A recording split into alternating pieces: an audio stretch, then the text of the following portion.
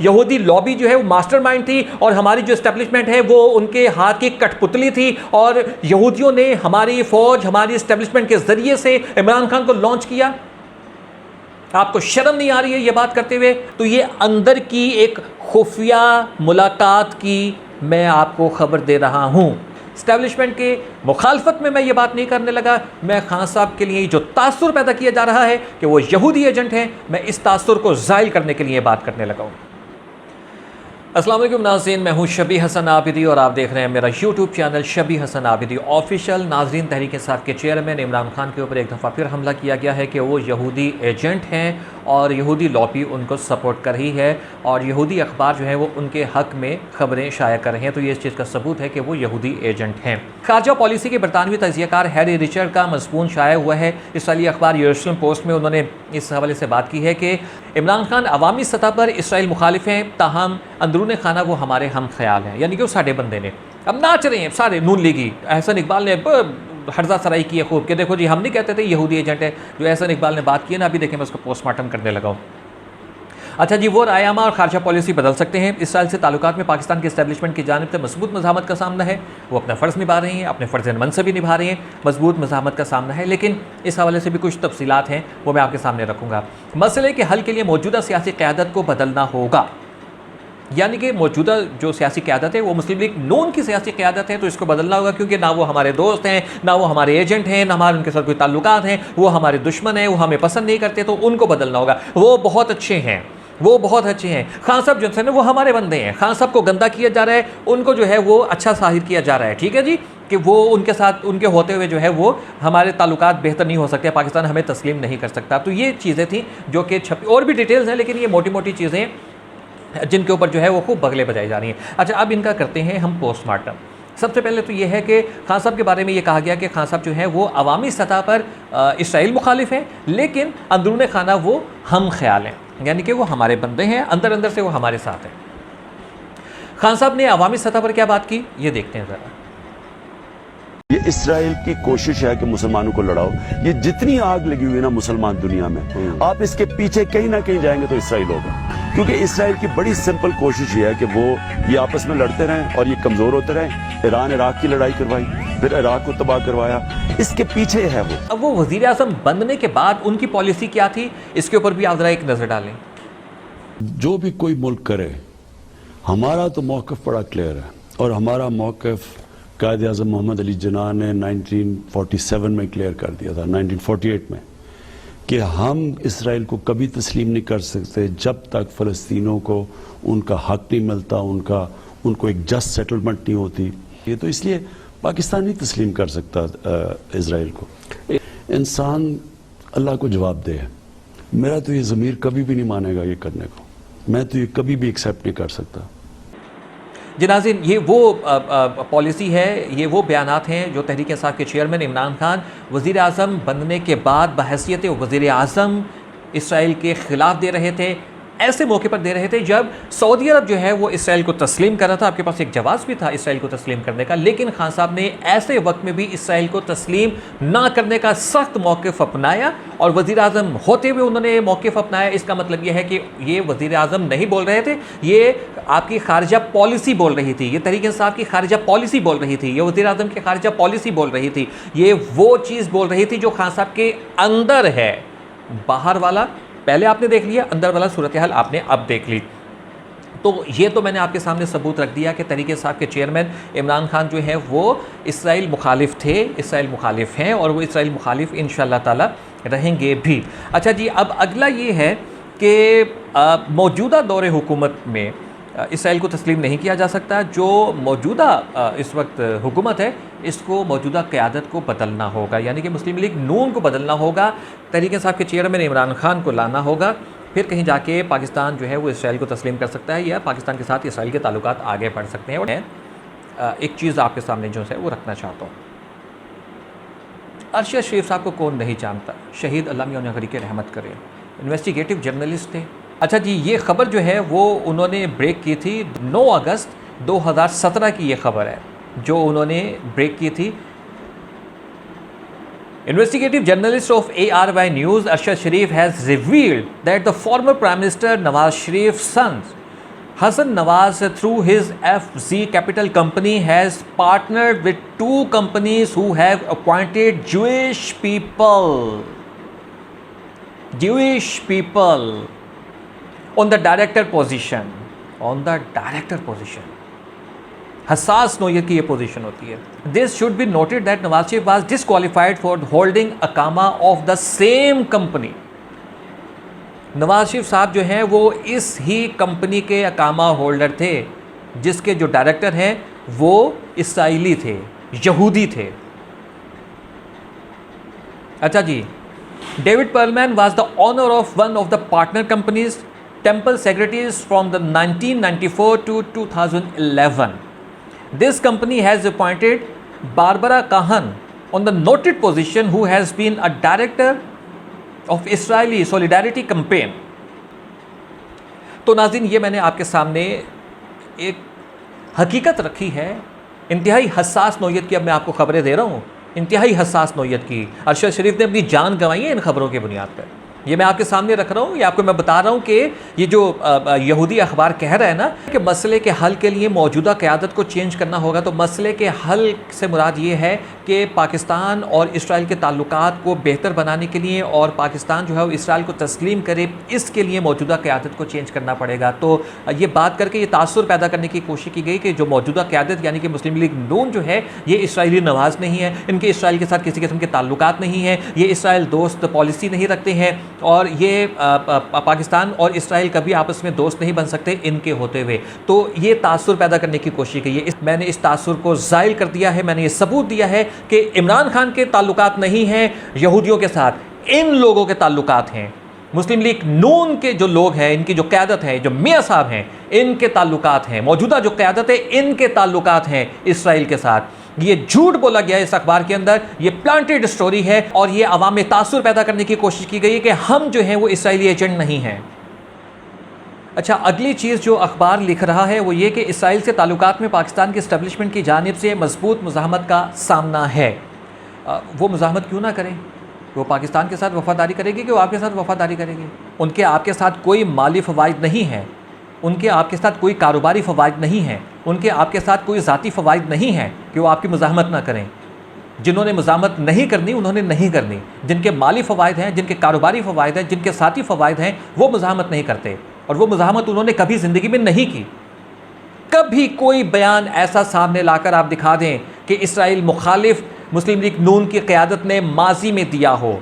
मियाँ साहब के अंदर कोई ऐसे गुण हैं ही नहीं कि वो इसराइली मुखालिफ बात करें. उनके साथ उनके कारोबारी ताल्लुकात हैं, दोस्ताना ताल्लुकात, 2 नंबरी के भी ताल्लुकात हैं. आपको पता है कि 2 नंबरी के किस तरह के ताल्लुकात हैं? आइए मैं आपको ये भी दिखाता हूँ कि 2 नंबरी के ताल्लुकात किस तरह के. इसके लिए भी आप अरशद शरीफ का एक इंटरव्यू भी देखें और साबिक सदर जनरल परवेज़ मुशर्रफ साहब क्या कह रहे हैं ये भी आप देखें.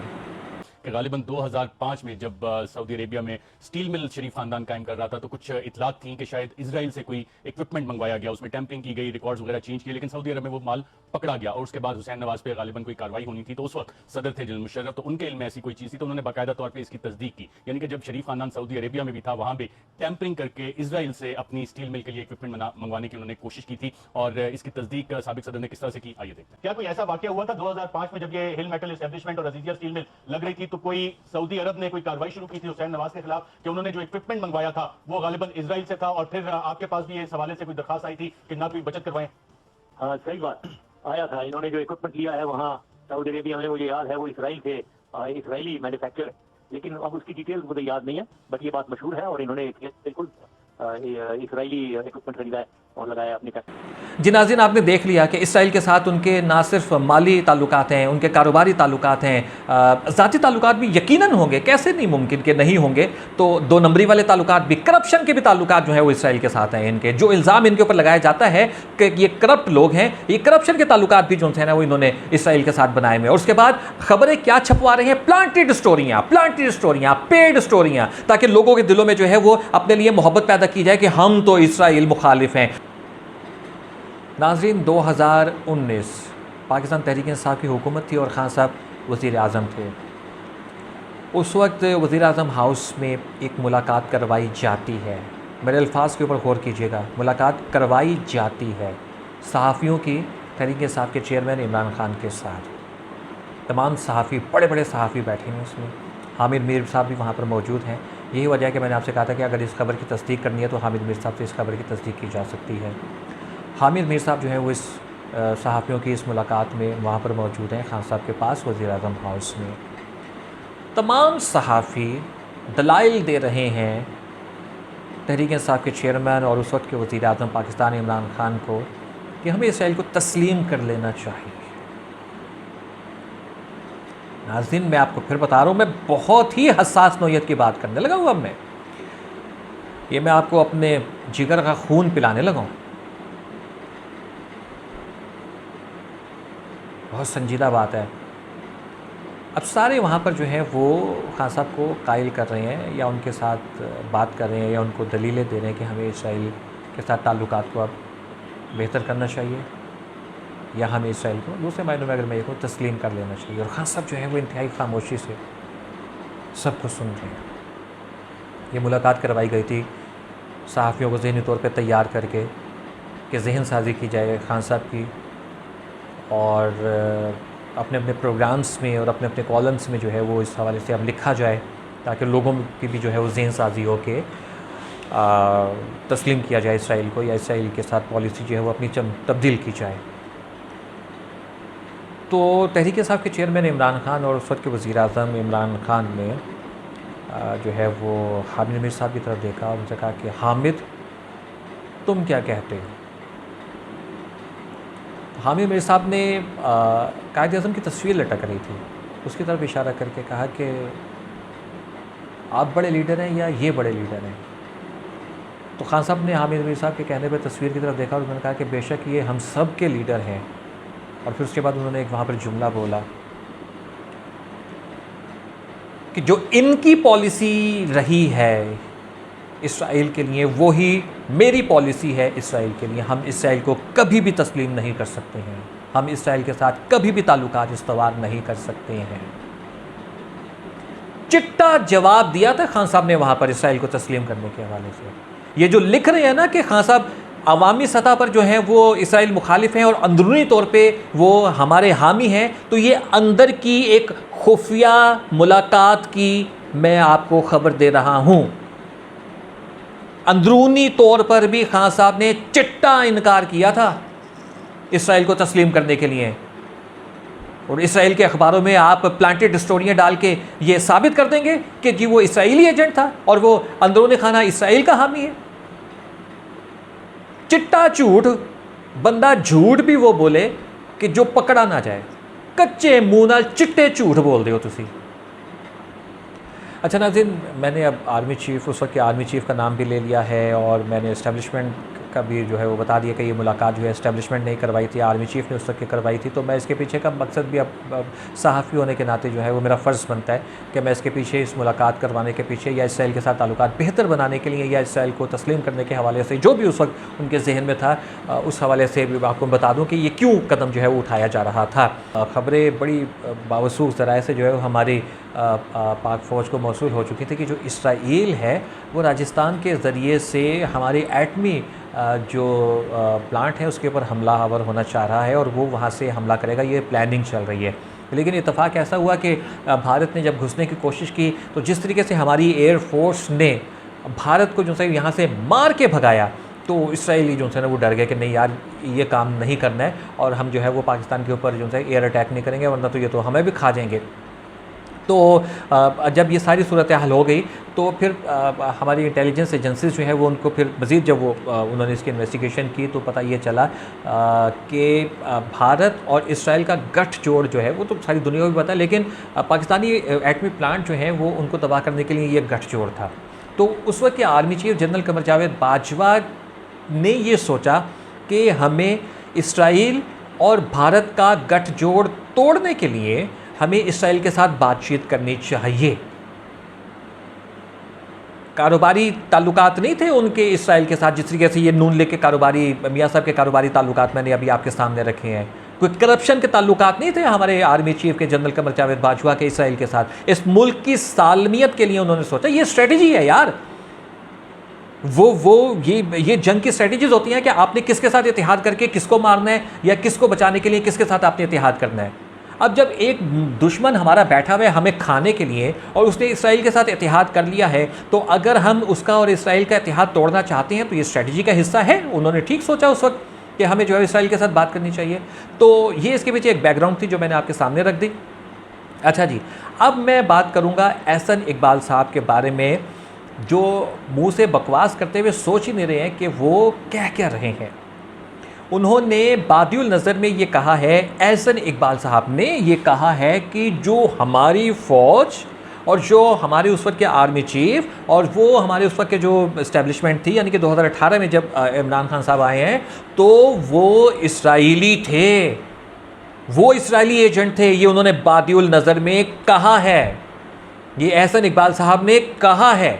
अब मैं इसको आपको कैसे साबित करने लगा हूँ, देखें जी। एहसन इकबाल साहब ने ये कहा है, कौम जान चुकी है कि मास्टरमाइंड कौन है। इसराइली लॉबी इमरान खान को दोबारा मुसल्लत करना चाहती है। मैं समझता हूं कि इसके बाद अब कोई पाकिस्तानी ये भूल नहीं सकता कि इमरान खान के प्रोजेक्ट के मास्टरमाइंड कौन हैं। इमरान खान के प्रोजेक्ट के मास्टरमाइंड कौन हैं। ये जो प्रोजेक्ट इमरान खान प्रोजेक्ट की कहते हैं ना कि इमरान खान प्रोजेक्ट लॉन्च किया गया था 2018 में, यानी कि 2018 में ये जो कहते हैं कि इमरान खान प्रोजेक्ट लॉन्च किया गया था जो कि फ्लॉप भी हो गया, वो ये कह रहे हैं कि इसके मास्टरमाइंड कौन है, यानी कि यहूदी लॉबी। अब नाज़रीन आप ये सुनिए कि मुस्लिम लीग नून के कायद मियां मोहम्मद नवाज शरीफ साहब इस प्रोजेक्ट के बारे में क्या कहते थे, किन्होंने ये प्रोजेक्ट लॉन्च किया। ज़रा सुने कि उन्होंने गुजरांवाले में क्या बात की थी। और हारी हुई पीटीआई को किसने जितवाया? इस मीडिया की जुबानबंदी का कौन जिम्मेदार है? सेनेट के इंतखाबात पर डाका डालने का कौन जिम्मेदार है? इमरान नियाजी की इस नाइल हुकूमत की तबाहकारियों का कौन जिम्मेदार है? जनरल कमर जावेद बाजवा साहब, ये सौगात आप ही की दी हुई है। आपने इलेक्शनों में अवाम के इंतखाब को रद्द करके अपनी मर्जी का नाहल तोला इस कौम पर मुसल्लत किया। तो नाज़रीन आपने देखा कि किस तरीके से मुस्लिम लीग नून के कायद ने गुजरांवाला में गला फाड़ फाड़ के ये तस्लीम किया है कि उस वक्त के army chief general Qamar Javed Bajwa और जनरल फैज़ ने इमरान खान को लॉन्च किया था, यानी कि हमारी इस्टेब्लिशमेंट ने इमरान खान को लॉन्च किया था। मुस्लिम लीग नून के कायद ने यह कहा है कि हमारी फ़ौज ने इमरान खान का प्रोजेक्ट लॉन्च किया था। कायद कह रहे हैं कि फ़ौज ने लॉन्च किया था, इस्टेब्लिशमेंट ने लॉन्च किया था, आर्मी चीफ का और DGISA का जो है वो गला फाड़ फाड़ के जो है वो नाम ले रहे हैं, जबकि एहसन इकबाल साहब कह रहे हैं कि यहूदियों ने जो है वो ये प्रोजेक्ट लॉन्च किया था। तो आप बादिउल नज़र में ये कह रहे हैं कि हमारी जो फ़ौज है, हमारी जो इस्टेब्लिशमेंट है वो यहूदियों का आलाकार थी।